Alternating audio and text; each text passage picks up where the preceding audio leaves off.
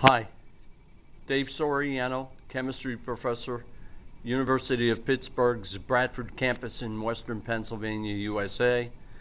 In this short video, I'll present a mini fuel cell, stationary fuel cell, and this little experiment will be used in my Introduction to Fuels lab course, which I'll be teaching for the first time in the spring of 15. Okay, briefly, I have a power supply set up, AC/DC. It's available from Hobbyco. You can probably even use a power source from a computer. I recharge batteries. You can use a 9-volt.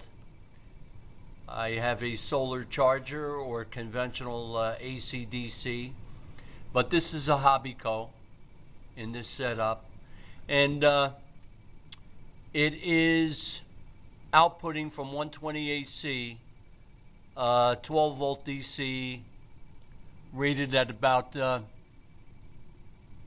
600 milliamps.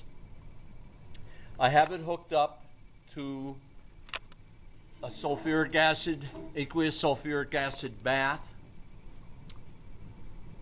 and I'm using a Brownlee apparatus. Let's see if you can see the gas evolution. Over on the left there, you're seeing the hydrogen at the cathode, gaseous hydrogen, and at the anode we have production of oxygen.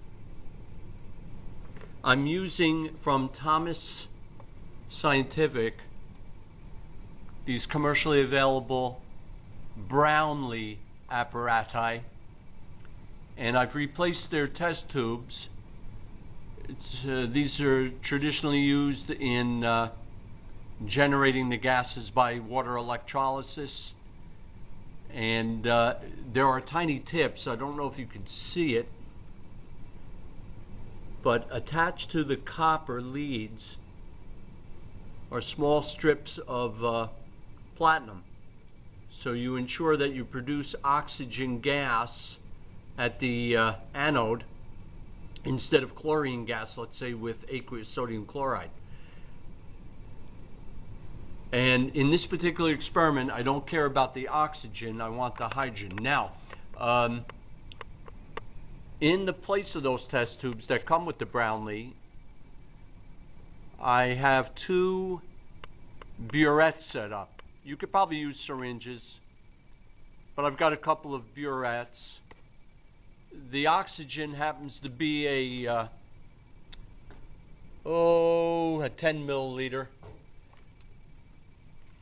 And over on the left, I've got a 25 milliliter burette. And those are directly attached to the electrodes. Now, the hydrogen gas that's being produced is being conducted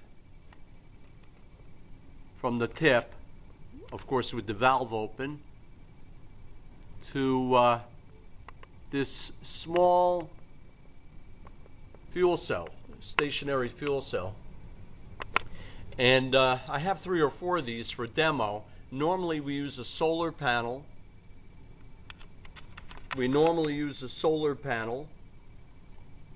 And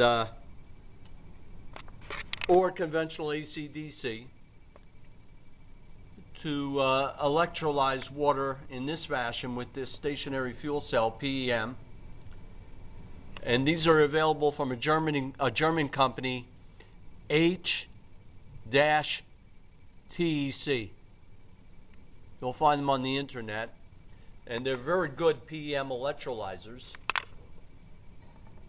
But what I elected to do, instead of electrolyzing water, I'm doing that down here, and with the electrolysis of the water, I'm conducting the hydrogen gas directly into that polyelectrolyte membrane. Now, before I move this rig, let me just show you the multimeter hooked up. And the potential right now is about 0.48 volts. I've been up to about 0.77. I have the multimeter hooked up to measure the potential, and now I'll move this apparatus, and you can see that I blocked the top end of the PEM. The top end is blocked, and the top is blocked off, so the hydrogen is going through the PEM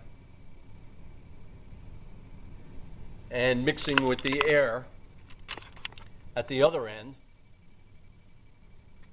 so we're able to produce water through the PEM and also generate current, a potential difference at least across that membrane.